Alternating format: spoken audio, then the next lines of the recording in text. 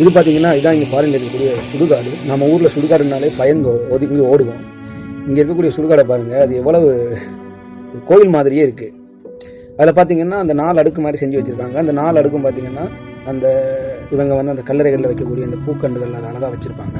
அந்த பூக்கண்டுகளை எல்லாம் வந்து அதை வந்து இப்போ கொஞ்ச நாள் கழித்து அதை வந்து என்ன செய்வாங்கன்னா எடுத்து வச்சுட்டு அதை ஒரு அந்த நடுவில் இருக்கிறத திறந்து வச்சுருவாங்க. அப்போ அதுக்குள்ளே அந்த பூச்சாடியில் போட்டோன்னே அதுக்குன்னு சொல்லி இங்கே கவர்மெண்ட் இருக்குது. அந்த கவர்மெண்ட் ஆட்கள் அனுப்பி என்ன செய்வாங்கன்னா அந்த பூச்சாடிகள் இல்லை பிளாஸ்டிக் அதெல்லாம் எடுத்துகிட்டு அந்த மண் இருக்குது தெரியுமா, அந்த மண்ணை அதை பக்கத்தில் ஒரு அறை இருக்கும், அந்த அறைக்குள்ளே அதை கொட்டி அதை அப்படியே அழகாக அதை பிச்சு எடுத்து அதை கொட்டி என்ன செய்வாங்கன்னா அதை ஃபுல்லாக கிண்டி அதை வந்து ஒரு மண்புழு உரமாக மாற்றிடுவாங்க. அதுக்கப்புறம் அதை எடுத்து கொண்டு போய் வேறு இடங்களில் அந்த திருப்பி அந்த பூச்சாடி செய்கிற இடங்களில் கொடுத்து அதை திரும்ப ரீசர்க்கிள் பண்ணுவாங்க. சுடுகாட்டிலேயே ஃபாரினில் எவ்வளோ இது பண்ணிகிட்ருக்காங்க பாருங்கள். இந்த குப்பை மாதிரி இதில் கொட்டியிருக்காங்கல்ல, அப்படி இதெல்லாம் வந்து எடுத்து அதை பிரித்து அதை மண்புழு உரமாக மாற்றுறதுக்கு அந்த பக்கம் அந்த மண்ணை ரெடி பண்ணி அதை ரீசைக்கிள் பண்ணிகிட்டே இருப்பாங்க. ஃபாரின்காரன் எப்போயும் ஃபாரின்காரன் தான். நாம் சுடுகாட்டு பக்கம் போகிறதுக்கே பயந்து ஒளிஞ்சு ஓடி ஒழிவோம். இவங்க பண்ணுற என்ன விசித்திரமாக இருக்குது, வித்தியாசமாக இருக்குது.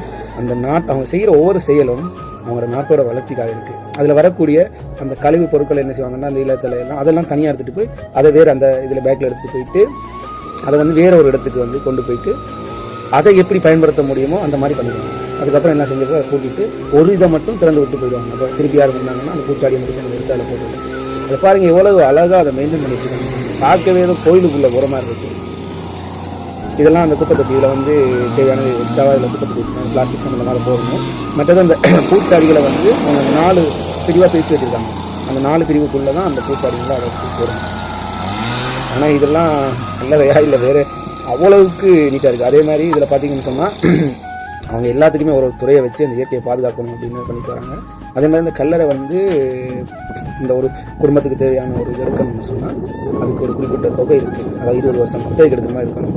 இப்போ இங்கேயே பார்த்தீங்கன்னா இப்போ டைரெக்டாக வந்து யாருமே புதைக்கிறது குறைவு. இப்போ இவங்களும் வந்து கரண்ட் மூலியமாக அதை எரித்து அதை ஒரு சின்ன குடுவை மாதிரி எடுத்துகிட்டு வந்து அந்த குடுவையை தான் இந்த அவங்களோட ஃபேமிலிக்குன்னு சொல்லி ஒரு இது வாங்கி வச்சுருக்காங்க, இந்த குத்தகைக்கு எடுத்து வச்சுருக்காங்க.